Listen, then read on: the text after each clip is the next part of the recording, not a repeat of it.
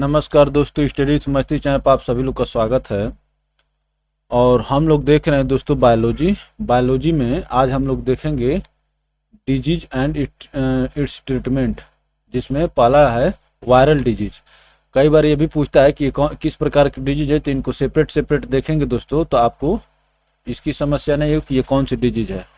Viral disease, bacterial disease, fungal disease, parasite disease, ये सब जो है हम लोग अलग अलग करके देखेंगे और ये बहुत ही महत्वपूर्ण टॉपिक होने वाला है, ठीक है ना। तो देखिए, word virus is originated from the Latin neuter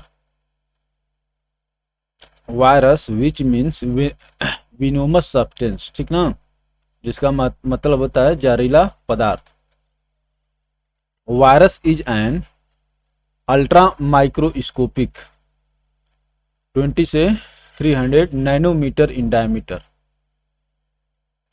ultra microscopic, metabolically inert होता है ये, infectious agent that replicates only within the cell of living hosts mainly bacteria, plants and animals. तो वायरस जो होता है दोस्तों, बैक्टीरिया को भी इन्फेक्ट कर सकता है, प्लांट्स को भी और एनिमल्स को भी।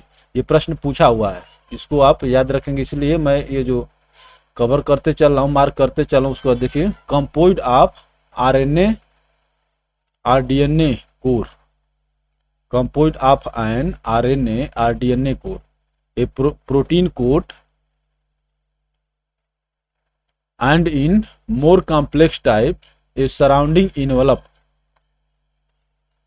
The protein coat is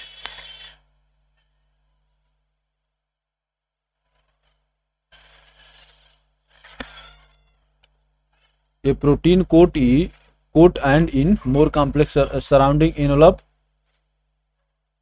The protein coat is known as capsid. कह रहा है दोस्तों, the protein coat is known as capsid and its sub unit is known as capsomer. देखिए क्या पूछ रहा है, the protein coat is known as capsid and its sub unit is known as कैप्सोमर। तो ये चीज नहीं जानते होंगे आप लोग, ठीक है ना। तो जो कोटिंग होती है दोस्तों, वो कैप्सिड, और उसका कोटिंग का जो जिससे बना होता है ये capsomere. Most virus have either RNA और DNA as their genetic material which may be single और डबल स्ट्रैंडेड, ठीक है ना। तो अभी कोरोना था दोस्तों, ये आरएनए वायरस है, कोरोना जो है आरएनए वायरस है। Entire infectious virus particle is called virion. Entire infectious virus particle is called virion. Virus is the nucleoprotein particle whereas virion is the active infectious form of virus. क्या कह रहा है कि entire infectious virus particle is called virion. Virus is the nucleoprotein particle whereas virion is the active infectious form of the virus. अब क्या कह रहा है, it was discovered by Russian scientist Dmitri Ivanovsky in 1892। Russia भी science में आगे रहता है। It was discovered by Russian scientist Dmitri Ivanovsky in 1892। He found that a disease of tobacco plant could be transmitted by an agent later called tobacco mosaic virus passing through a minute filter that would, ये minute नहीं होगा, minute होगा दोस्तों, ठीक है ना। passing through a minute filter that would not allow the passage of bacteria।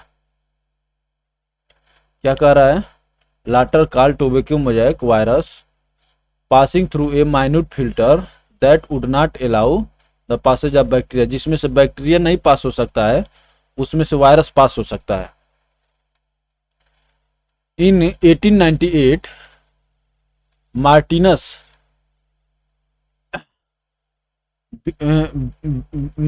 Beijerinck Martinus Beijerinck independently replicated Ivanovsky filtration experiment and then showed that the infectious agent was able to reproduce and multiply in the host cell of tobacco plant.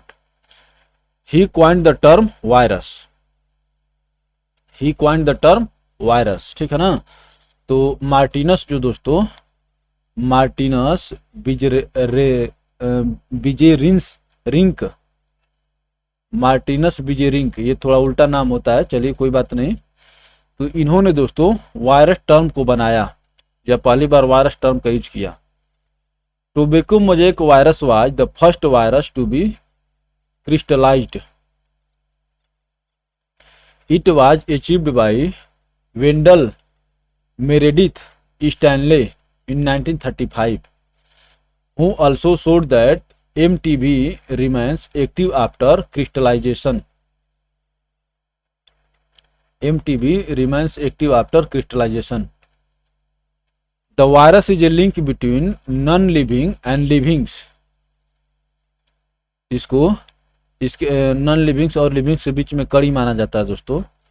Viruses are non living when they are outside the host cell, as they do not have any cellular machinery of their own. उसके पास cellular machinery नहीं है, but when they are present inside the body of the host, they are living. They take over the host cell machinery to replicate themselves. यही corona के बारे में हो रहा था। कोरोना जो बाहर है दोस्तों, तो इस तरह तो ठीक है, पड़ा हुआ है, लेकिन जैसे ही आपके शरीर में जा रहा था, फोटो कॉपी करना शुरू कर दे रहा था आप ही के शरीर का उपयोग करके, eventually destroying the host cells. ठीक है ना, replicates themselves eventually destroying the host cells, और आपकी कोशिका को मारने लगता है। River Ganga is self cleansing and have healing powers. Indeed its water has bacteriophages who infect and kill the bacteria. ये गंगा के बारे में पूछा जा रहा है कि भाई जो गंगा जल होता है उसमें क्यों नहीं बैक्टीरिया पड़ते हैं। तो वही कह रहा है कि river Ganga is self cleansing and has healing powers. Indeed its water has bacteriophages who infect and kill bacteria. अब देखिए फेज थेरेपी क्या होती है दोस्तों। Phage therapy is the use of bacteriophage to treat pathological infections caused by bacteria. The branch of biology which deals with the study of virus is called virology.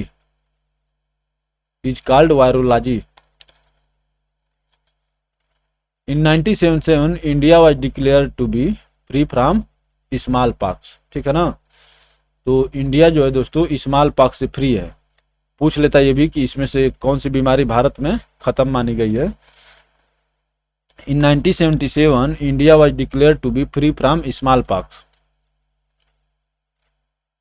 Guinea worm disease GWD, guinea worm disease was an important public health problem in many states of India before it was eradicated in 2000. तो इसको भी खत्म कर दिया गया दोस्तों। ठीक है ना। It is a parasitic infection by guinea worm. It is caused by a large nematode dracunculus, यहाँ पर भी लिखा होता है dracunculiasis medinensis which passes its life cycle in two hosts, man and cyclops water flea. Man and cyclops water flea. Cyclops को दोस्तों water flee कहते हैं। चलिए आगे चलते हैं। ये सब वायरल डिजीज है दोस्तों। A person becomes infected when they drink water that contain water fleas, cyclops, infected with guinea worm larva. Initially, there are no symptoms. About 1 year later, female worms forms a painful blister in the skin. Female worm forms a painful blister in the skin, usually on the lower limb. तो ये था दोस्तों गिनी worm disease.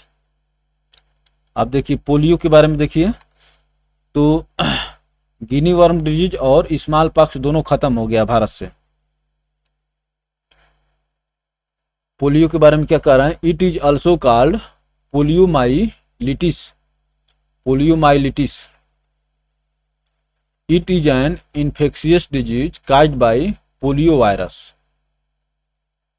Polio virus is usually spread from person to person through infected fecal matter entering the mouth. Fecal matter entering the mouth. It may also be spread by food or water containing human feces and less commonly from infected saliva. तो polio जो है बीमारी दोस्तों मल मार्ग और खास तौर से लार्वा के माध्यम से फैलती है। तो अब पोलियो जो वाला जो आदमी है उसके साथ आप बैठ के खाएंगे तो आपको ये हो सकती है। Those who are infected may spread the disease for up to 6 weeks even no symptoms are present. Those who are infected may spread the disease for up to 6 weeks, 6 सप्ताह तक, even no symptoms are present. It may affect the spinal cord, causing muscle weakness and paralysis because polio virus destroys the cells of the brain and spinal cord controlling function of the muscle. First polio vaccine was developed by Jonas Salk in 1952 and came into use in 1955। चलिए आगे चलते हैं। The oral polio vaccine was developed by Albert Sabin and came into commercial use in 1961। They are on the World Health Organization list of essential medicines, the most effective and safe medicine needed in a healthy system।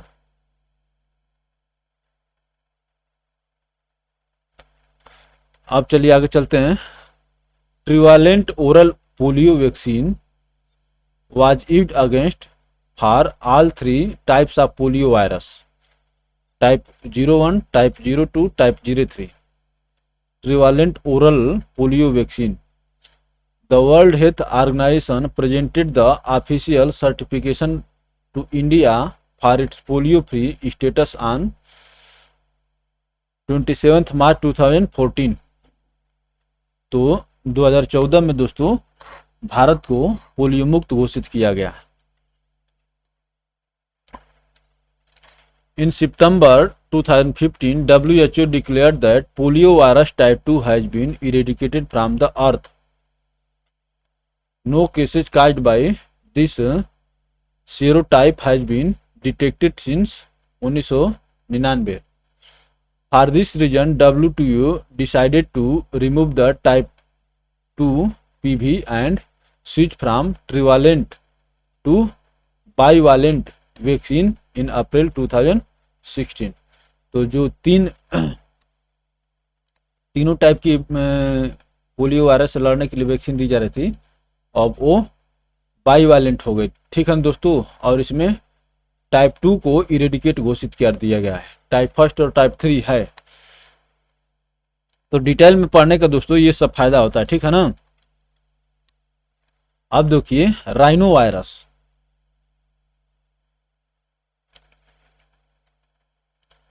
Rhinovirus from Greek rhinos of the nose and the Latin virus is the most common viral infectious agent in humans and is the predominant cause of common cold. ठीक ना। Rhino जो शब्द है दोस्तों ये आपके knows से जुड़ा हुआ है। आप काजीरंगा में राइनोसेरस देखते हैं, एक ये जानवर है। राइनोसिरस जो दोस्तों होता है उसकी क्या होती है, जो नाक बड़ी होती है उसकी लोग उसको सींग मान लेते हैं। तो राइनोसिरस का एक नाक बड़ी होती है उसी को सींग, वो लोग सींग मान के उसका पोचिंग करते हैं उस सींग के लिए। Rhino virus infection proliferates in temperature of 33 to 35 degree centigrade, the temperature found in the nose. ठीक है ना। तो इसमें दोस्तों 33 से 35 degree centigrade temperature found in nose. The 3 species of rhino virus A, B and C include around 160 recognised types of human rhino viruses that differ according to their surface protein serotypes. तो surface protein serotype हो गया। It's symptoms include sore throat, runny nose, nasal congestion, sneezing and cough, fatigue, headache. ठीक है दोस्तों, headache माने sir दर्द करना। तो ये इसका लक्षण है दोस्तों। अब चलिए देखते हैं हेपेटाइटिस बी के बारे में देखते हैं दोस्तों। Hepatitis B is an infectious disease caused by the hepatitis B virus that affects the liver। यह आपके लीवर को प्रभावित करता है। हेपाट शब्द जो जुड़ा है दोस्तों ये आपके लीवर से जुड़ा है। कार्डियो आपके हृदय से जुड़ा है। It spreads when people come in contact with the blood, open source or body fluid of someone who has the hepatitis B virus, or the body fluid of someone who has the hepatitis B virus. Infection around the time of birth or from contact with other people's blood during childhood is the most frequent method by which hepatitis B is acquired। तो देखिए दोस्तों यहाँ पर क्या कह रहा है। अच्छा इसको नहीं देखा गया। It can cause both acute and chronic infections. It can cause इसके scarring of the organ, liver cirrhosis and cancer. तो ये लीवर सिरोसिस भी कर सकता है और कैंसर भी कर सकता है। इसको भी देख लेते हैं जो थोड़ा सा ये स्प्रेड वाला थोड़ा सा क्लियर नहीं हुआ है। It spreads when people come in contact with the blood। अब ब्लड से कैसे कांटेक्ट में आते हैं? Open sores or body fluids of someone who has the hepatitis B virus. Infection around the time of birth or from contact with other people's blood during childhood is the most frequent method by which hepatitis B is acquired। तो अब ये clear हो गया दोस्तों। चलिए आगे चलते हैं।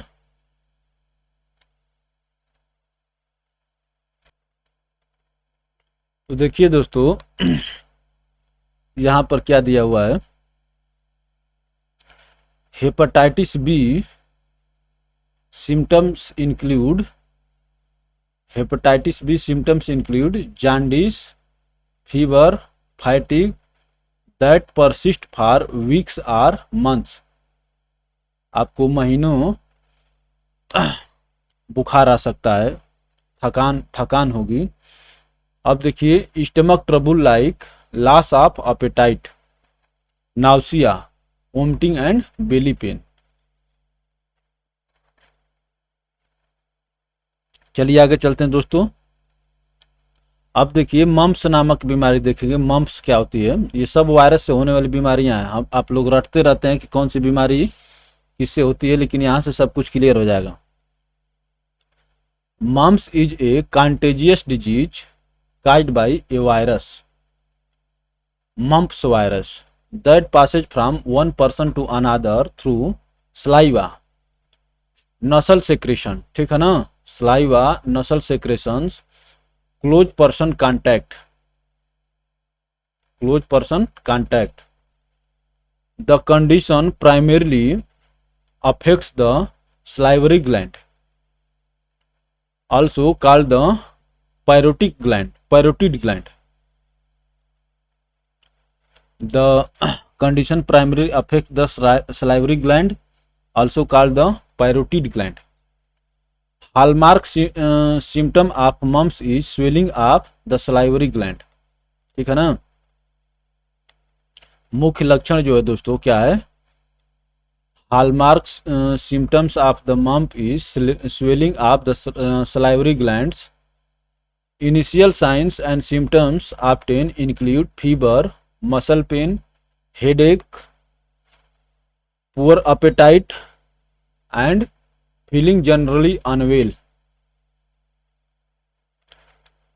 Symptoms are often more severe in adults than in children. Mumps बीमारी में एडल्ट में सिम्टम्स सीवियर होते हैं. Symptoms are often more severe in adults than in children. Complications may include meningitis, pancreatitis, permanent deafness, and testicular inflammation, which uncommonly results in infertility तक जा सकती है. तो मम्प्स भी वायरस से होने वाली बीमारी है और ये सब उसके लक्षण थे. मुख्य रूप से ये आपके सलाइवरी ग्लैंड को प्रभावित करता है. अब देखिए रेबीज, हाइड्रोफोबिया. रेबीज जिसको हो जाता है, जिसे कुत्ता काट लेता है तो उसको रेबीज हो जाता है, और रेबीज हो जाता है तो उसको पानी से डर लगने लगता है. और गांव घर में लोग खास तौर से उसको पानी दिखवाएंगे कि देखो इसी से बीमारी ठीक होगा. तो उसमें जो दोस्तों जितने डरता उतने दिखाते हैं, लेकिन ये सब गलत है. जब उसको वही बीमारी हुई है तो उसको डर तो लगेगा ही. Rabies, lyssa virus, rabies lyssa virus, formerly rabies virus, ठीक है ना? Rabies lyssa virus, formerly rabies virus is a neurotropic virus that causes rabies in humans and animals. Rabies transmission can occur through the saliva of animals like dog, cat, bat, wild animals like fox, ठीक है ना? Saliva से हो जाएगा. तो दूध का मान ले कि अब ये ठीक ही होता है. देखिए जैसे गांव घर में बिल्ली जब दूध को पी लेती है उसके बाद भी लोग उसको पी लेते हैं, लेकिन ऐसे उबाल करके पियेंगे तब कोई दिक्कत नहीं है, ठीक है ना? उबालेंगे तो जो वायरस फायरस रहेगा मर जाएगा, कोई दिक्कत नहीं होगी, लेकिन इस तरह से पियेंगे तो दिक्कत हो जाएगी. कुत्ते के काटने से नहीं, उसके सलाइवा से ये रेबीज फैलता है. Saliva of the animals like dog, cat, bat and wild animals like fox etc. It is spread when an infected animal scratches or bites another animal or humans, ठीक है ना? It is spread when an infected animal scratches or bites. वो आपको खुरच देगा तो फिर भी हो सकता है. Scratches or bites another animals or human. पर तो होगा ही, लेकिन खुरचने पर भी हो सकता है. Early symptoms can include fever, tingling at the site of exposure. Tingling at the site of exposure. These symptoms are followed by one or more of the following symptoms: violent movements, uncontrolled excitement, violent movement, uncontrolled excitement, fear of water, confusion, and loss of consciousness. Loss of consciousness. Once symptoms appear, the result is nearly always death. Once symptoms appear, the result is nearly always death. तो जब symptoms appear हो जाते हैं दोस्तों, तो क्या कह रहा है कि once symptoms appear the result is nearly always death. चलिए आगे चलते हैं दोस्तों। हार्पिज नामक डिजीज होती है, क्या कह रहा है, it is a viral infection disease, infectious disease. It is a viral infectious disease, it is caused by herpes simplex virus. It causes sores around the mouth and lips and genital organs. It causes sores around mouth, the mouth, lips and genital organs. चलिए meningitis देखते हैं। Meningitis से आप बहुत परिचित हैं, इससे देखते हैं क्या नया नया निकल करके आता है। Meningitis is an inflammation of meninges. The meninges are three membranes. The meninges are three membranes that cover the brain and spinal cord. Meningitis can occur when fluid surrounding the meninges become infected. तो fluid जब infected हो जाएगा तब आपको meningitis हो सकती है। Most common symptoms are fever, headache, and neck stiffness.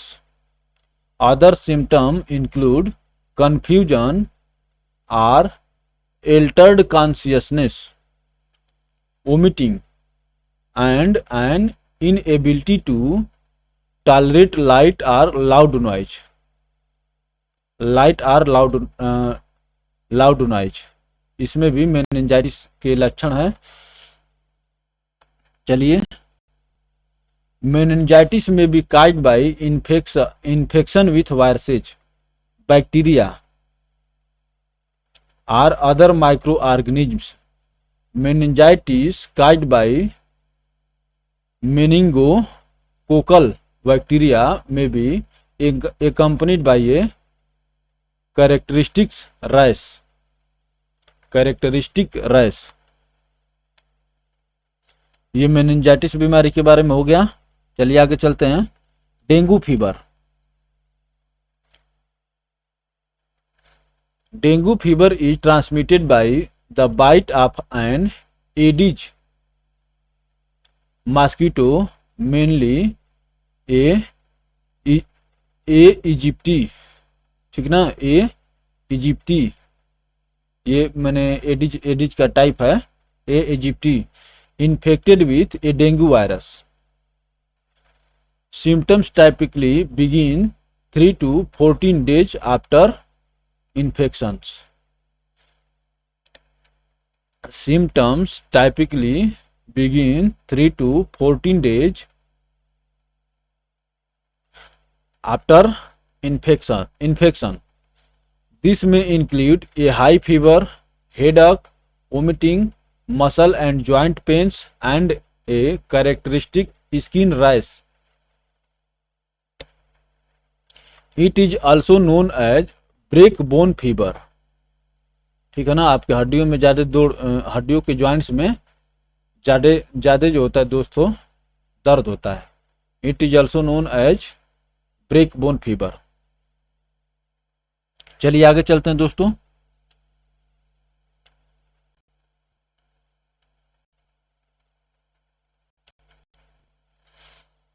Dengue fever affects the number of platelets in the blood. ये प्लेटलेट्स को प्रभावित करती है। ठीक है ना दोस्तों। Dengue virus, the main cause of dengue fever includes bone marrow suppression. Since bone marrow is the manufacturing center of blood cells, its suppression causes deficiency of blood cells, leading to low platelets count, ठीक है ना। तो dengue fever में दोस्तों platelets घट जाती हैं। चलिए आगे चलते हैं।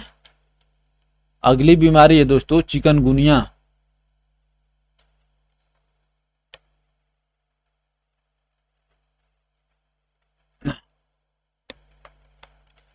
It is a viral disease transmitted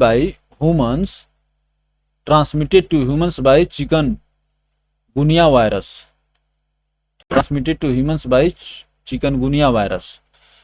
Infected mosquito Aedes albopictus.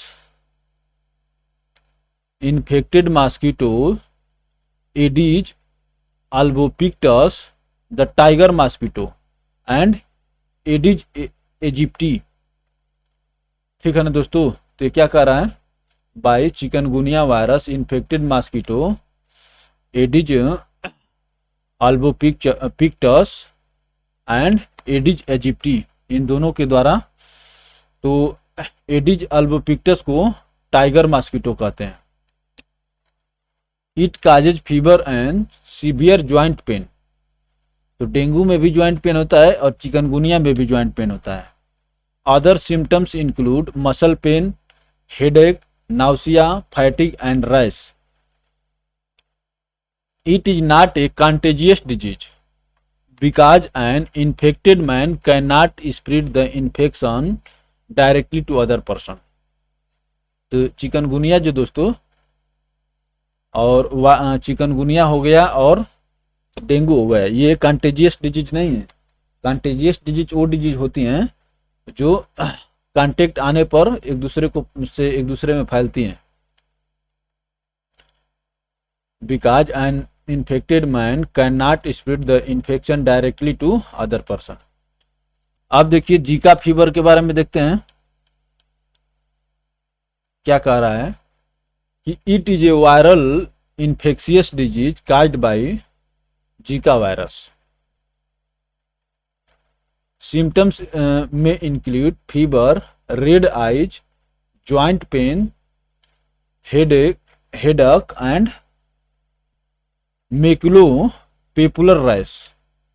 मेकुलोपेपुलर rash.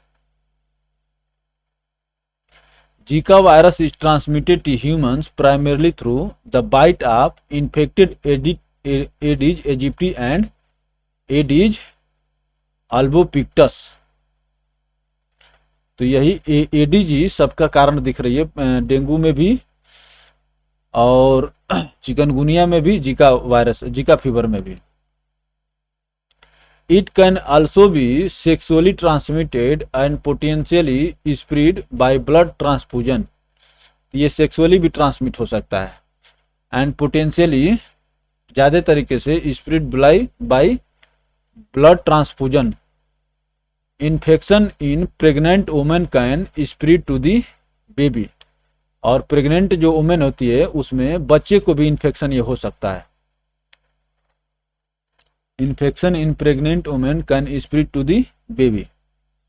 चलिए दोस्तों आगे चलते हैं। अब देखिए yellow fever. Yellow fever is an acute viral haemorrhagic disease transmitted by yellow fever virus infected mosquito. तो इसमें भी एडिज एजिप्टी है, Aedes aegypti. Symptoms of yellow fever include headache, jaundice, muscle pain, nausea, vomiting and fatigue. Yellow fever में क्या होता है दोस्तों, joint pain नहीं होता है। Yellow fever is prevented by an extremely effective vaccine which is safe and affordable, जो safe भी है और अफोर्डेबल भी है। Yellow fever is prevented by an extremely effective vaccine which is safe and affordable. अब देखिए जापानीज इंसेफेलाइटिस के बारे में देखते हैं दोस्तों हम लोग क्या कह रहा है। Japanese encephalitis is an infection of the brain caused by Japanese encephalitis virus. While most infections result in little or no symptoms.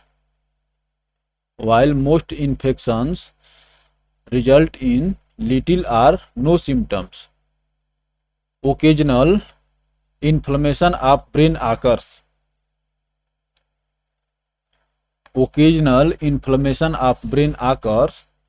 In these cases, symptoms may include headache, ठीक ना, हेडेक, वोमिटिंग, फीवर, कन्फ्यूजन और सीज्यूर। इसमें दोस्तों ये सब जापानी encephalitis के लक्षण है। There is no specific treatment और cure for Japanese encephalitis.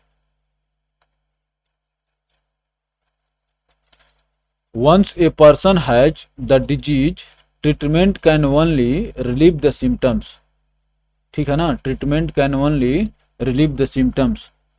Prevention and care are the best form of treatment of JE. JE is a mosquito-borne infection. The species of Culex mosquito are the main vector of JE. तो देखिए अब तक जो आ रही थी Aedes और अल्बोपिक्टस, Aedes अल्बोपिक्टस mosquito फैला रहे थे, लेकिन इसका जो दोस्तों जापानीज इंसेफेलाइटिस जो है culex mosquito are the main vector of JE. Culex mosquito इसको फैलाते हैं, ठीक है ना। चलिए आगे चलते हैं दोस्तों। अब देखिए अगली बीमारी है एड्स, और इसको आप लोग बहुत पहले से पढ़ते आए हैं। एड्स का फुल फॉर्म क्या होता है दोस्तों? Acquired immuno deficiency syndrome. ये ह्यूमन जो है ह्यूमन के लिए लगा दिया गया है, ठीक है ना। AIDS is a spectrum of conditions caused by infection with the human immunodeficiency virus HIV virus द्वारा होता है human immunodeficiency virus. It is a fatal disease, ये घातक बीमारी है। The virus responsible for AIDS belongs to the retro group of viruses. It destroys the immune system, the body's defence against infections, leaving an individual vulnerable to a variety of other infections and certain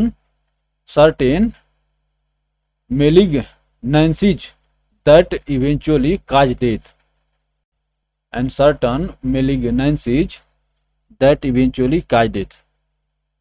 HIV is not spread by coughing, sneezing or casual contact.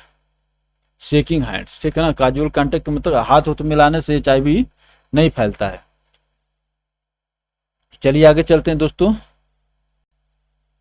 तो हाथ मिलाने से नहीं फैलता है तो फैलता किससे? आप लोग सुनते आए हैं, ठीक है ना। और सुरक्षित यौन संबंध से HIV एड्स फैलता है। क्या कह रहा है?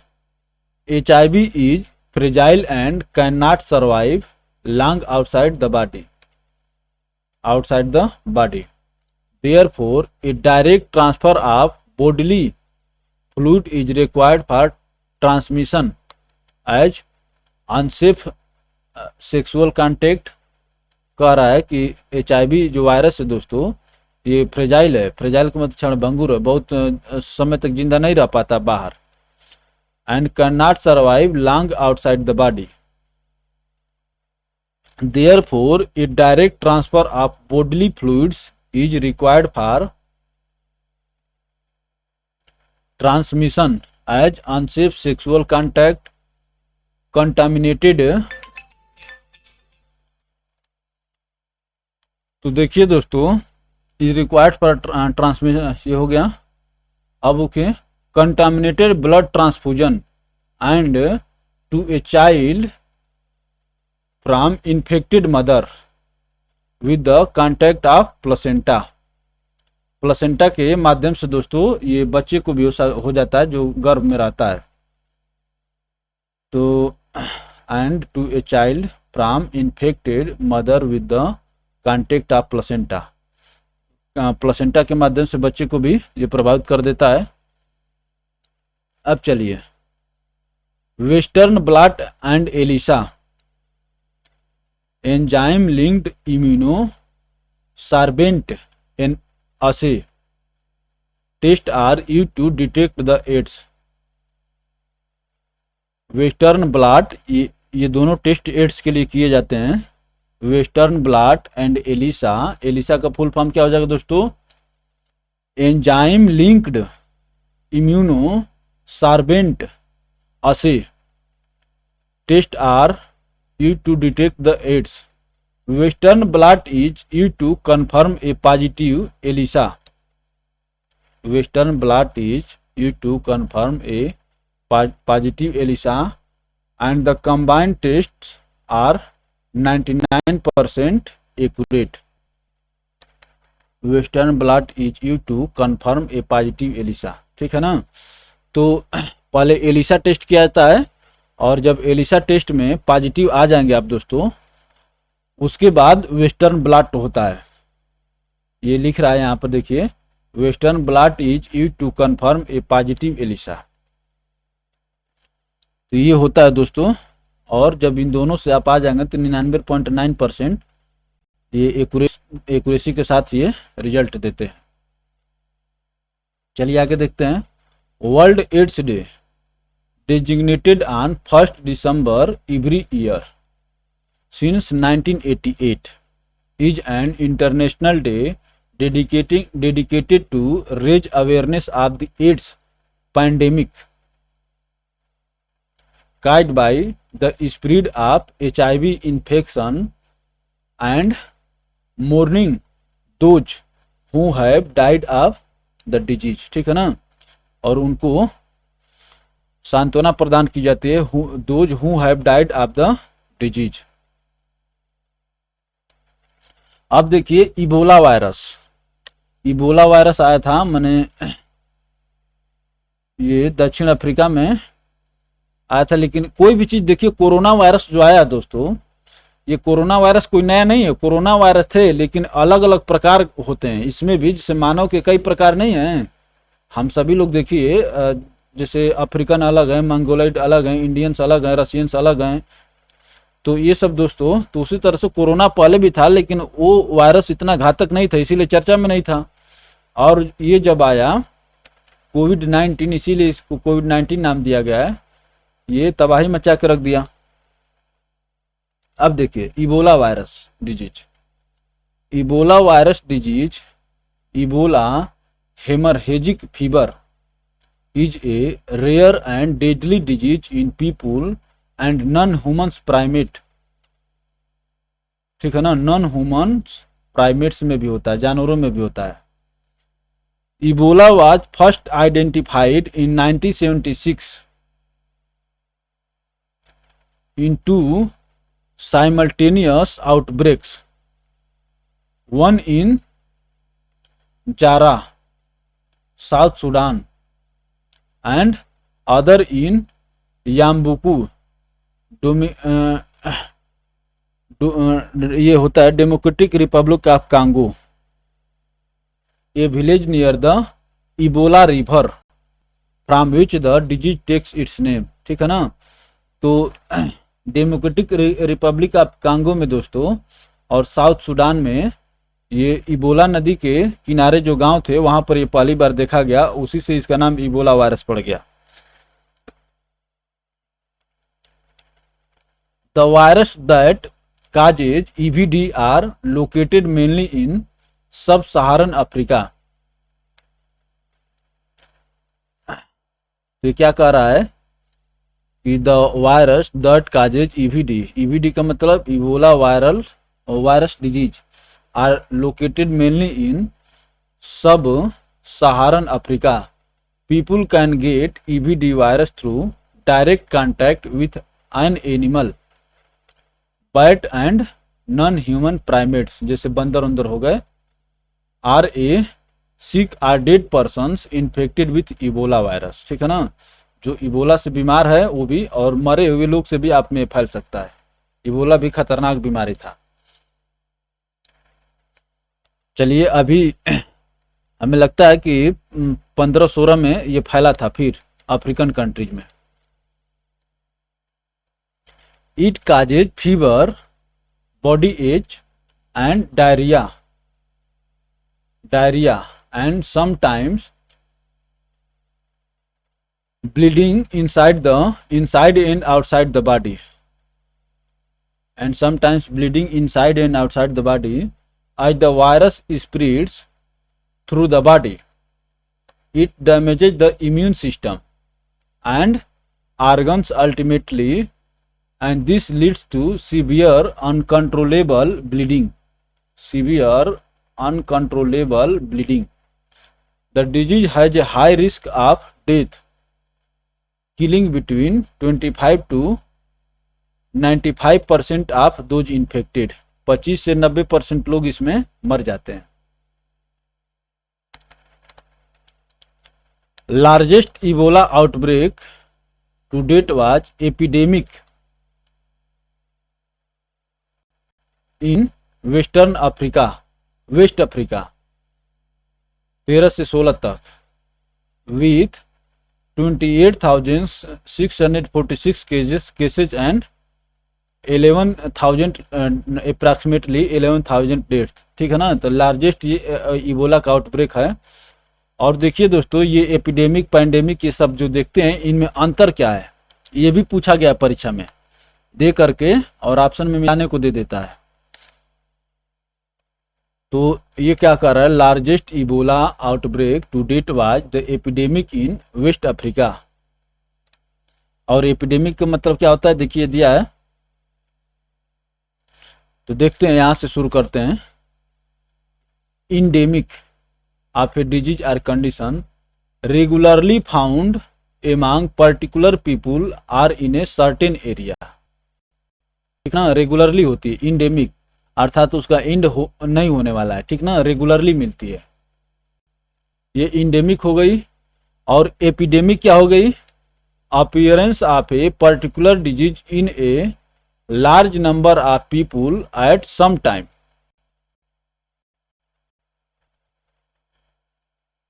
ये एपिडेमिक हो गया, appearance of a particular disease in a large number of people at some time, ये ज्यादा लोगों में होती है, ठीक है ना। और ये जो है दोस्तों सर्टेन एरिया में सर्टेन पीपुल माने होती है, सर्टेन एरिया में सर्टेन पीपुल को। अब देखिए पैंडेमिक क्या होती है, of a disease prevalent over the whole country. तो कोरोना क्या है दोस्तों, पैंडेमिक है, or a large region of the world, यहाँ पर वर्ल्ड शब्द का प्रयोग किया है। तो इंडेमिक क्या होती है, इंडेमिक जो होती है कुछ लोगों कुछ जगह पर रेगुलरली होती रहती है। और एपिडेमिक क्या होती है, ये जो दोस्तों कुछ समय में ज्यादा लोग को होती है, जैसे कुछ समय में ज्यादा लोग को। और पैंडेमिक क्या होती है दोस्तों, होल कंट्री, पूरा वर्ल्ड इसके चपेटे में आ जाता है। तो इंडेमिक हमेशा होती है, और पैंडेमिक जो एपिडेमिक जो हो गई दोस्तों आप पीपुल एट सम टाइम्स, ये ज्यादा लोग को कुछ एरिया में प्रभावित करती है। और पैंडेमिक हो गया ये पूरे वर्ल्ड में, prevalent over a whole country over a large region of the world. तो ये लगभग मान के चलिए कि विश्व के सभी देशों में होती है। तो ये रहा दोस्तों हम लोग को वायरल डिजीज के बारे में। आगे हम लोग देखते हैं बैक्टीरियल और फंगल डिजीज के बारे में।